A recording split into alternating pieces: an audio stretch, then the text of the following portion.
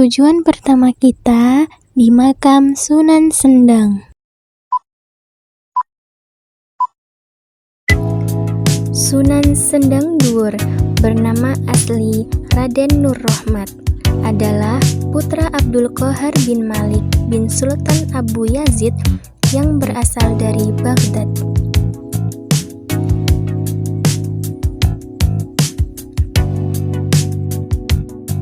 Sunan Sendang Dhuwur adalah salah satu tokoh wali penyebar agama Islam di Pulau Jawa kala itu. Bukti peninggalan, makam dan masjid kuno memberi jawaban bagaimana kiprah Sunan yang makamnya terletak di Sendang Dhuwur, Kecamatan Paciran, Kabupaten Lamongan.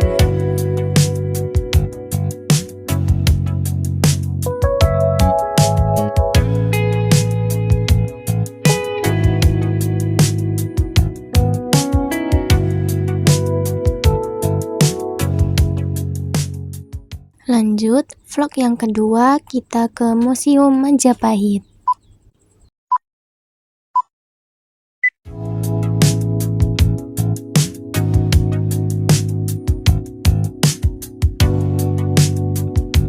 Museum Majapahit atau yang sering disebut dengan Museum Trowulan adalah museum arkeologi yang terletak di Trowulan, Mojokerto, Jawa Timur. Museum ini dibangun untuk menyimpan berbagai artefak dan temuan arkeologi yang ditemukan di sekitar Trowulan. Tempat ini adalah salah satu lokasi bersejarah terpenting di Indonesia yang berkaitan dengan sejarah Kerajaan Majapahit. Kebanyakan dari koleksi museum ini berasal dari masa Kerajaan Majapahit, akan tetapi koleksinya juga mencakup berbagai era sejarah di Jawa Timur, seperti masa Kerajaan Kahuripan, Kediri, dan Singosari.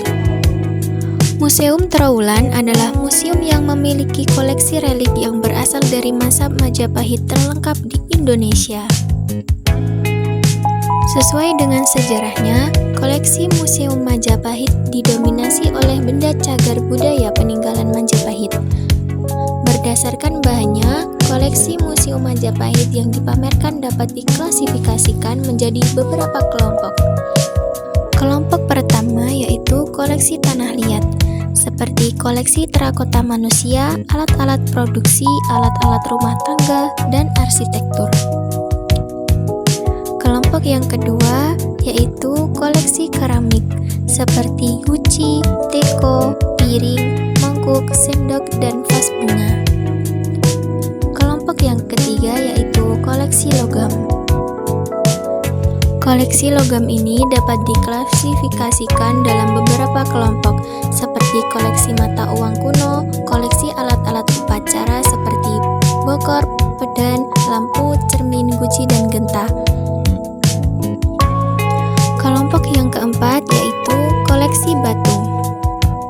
Koleksi yang berbahan batu berdasarkan jenisnya dapat diklasifikasikan menjadi beberapa kelompok sebagai berikut, yakni koleksi miniatur, komponen candi, koleksi arca, koleksi relief, dan koleksi prasasti. Oke, lanjut lokasi ketiga, kita ke makam Troloyo. Makam Troloyo di Mojokerto terkenal karena adanya makam Syekh Jumadil Kubro, kakek dari Wali Songo. Namun, kompleks pemakaman ini masih menyimpan kisah yang tak banyak orang tahu. Dari sumber yang didapat, setidaknya terdapat 19 nama yang dimakamkan di makam Troloyo. Yang salah satunya adalah Syekh Jumadil Kubro atau Jamaluddin Husain Al-Akbar.